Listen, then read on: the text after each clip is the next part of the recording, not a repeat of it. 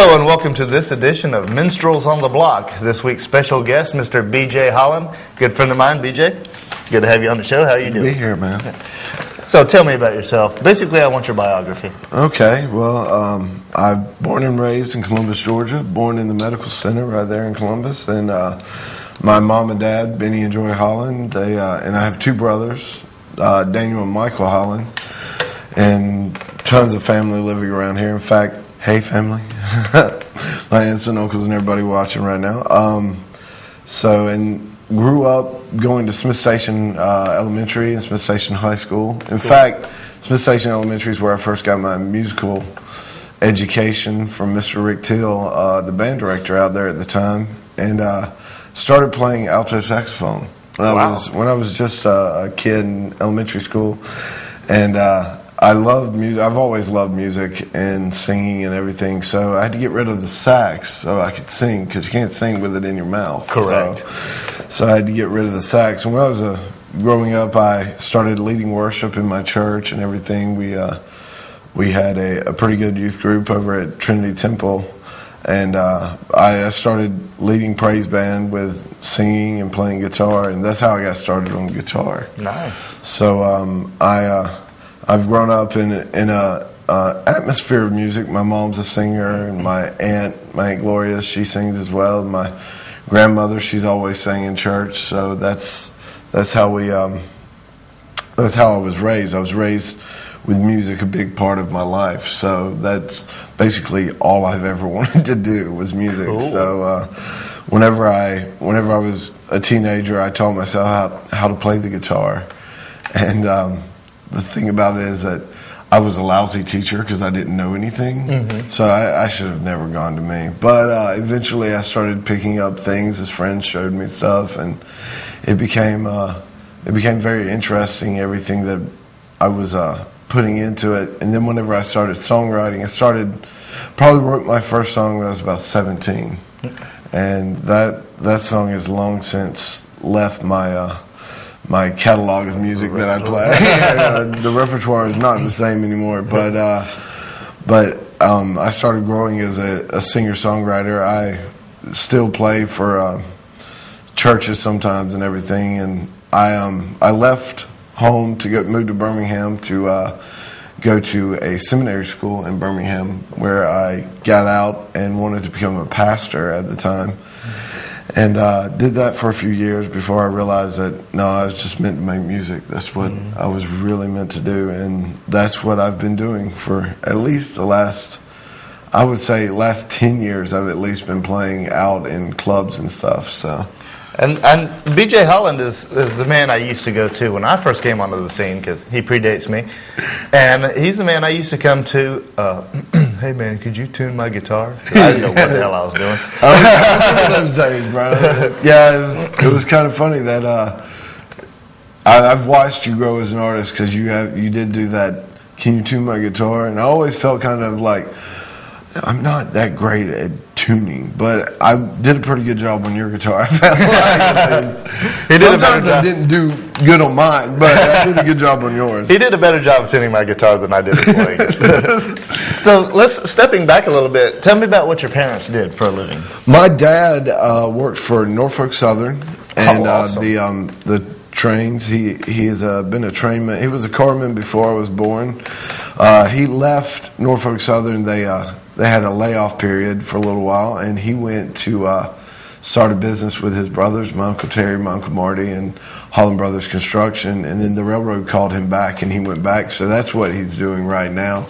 Oh. In fact, is doing that. My mom was kind of a homemaker whenever I was growing up, which was great to always have a parent there at the house. And she, both of my parents have always been very supportive of me having this dream of being a musician, and they, of course, bought my guitars and bought me strings whenever I was growing up, and cool. That they bought the saxophone too. And sometimes they give me a little bit about still not playing the saxophone, but at least that started me off in reading music and everything. Yeah. Now, at what point did you decide that you didn't want to play the saxophone? Obviously, you shifted over.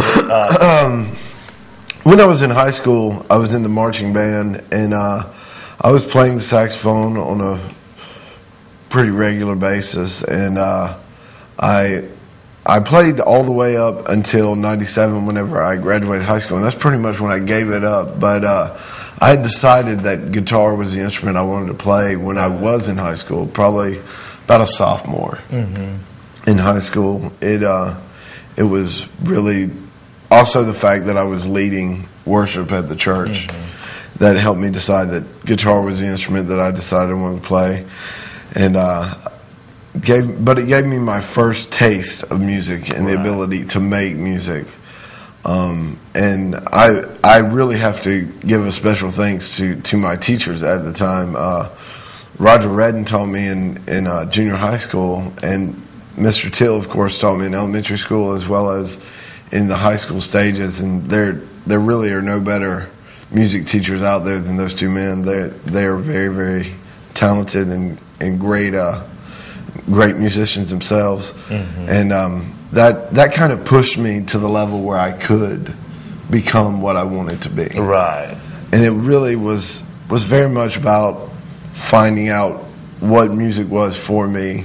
And that's when I started getting into, whenever I was in high school, I started getting into more of the eclectic scene as well as the classic rock scene. My mom has always joked that I was born in the wrong decade because all of my favorite musicians are the 60s and 70s, the Beatles and stuff like that. And so she's always joked that was the way it was. And of course, Lee McBride, the youth pastor at the time at Trinity, used to always call me Throwback because he said I was a throwback to a simpler time.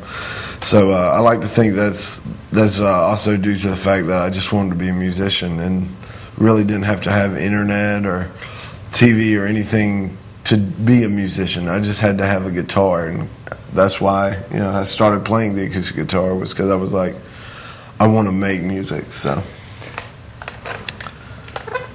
now, you wrote your first song when you were 17. Now, tell me a little bit about your progression as far as songwriting.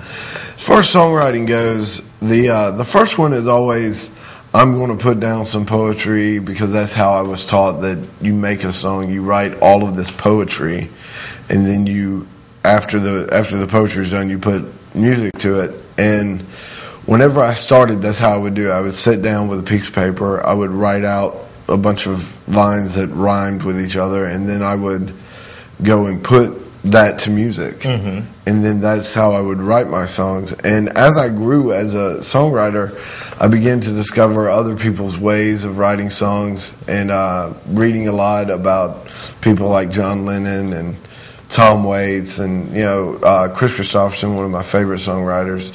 And all of those guys, they had their different niches of ways they were going to write, and I found that the best way for me to write was actually to grab a guitar, start playing something, and then start just rambling off what was coming off my head. And it gave me something to say. It gave me something that I would actually have to put there for people. The first song that I wrote and played out and everything was a song called Angel.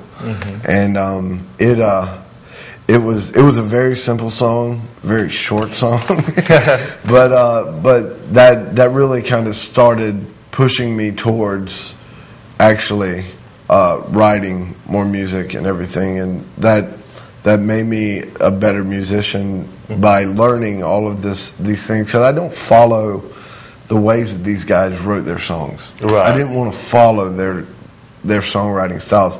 I wanted to create a songwriting style. And using their songwriting styles to flavor mine actually helped out a great deal, because, I mean, singer-songwriters have always been around, will always be around, and I think that seeing the way they create things sometimes will help you become inspired to make your own music.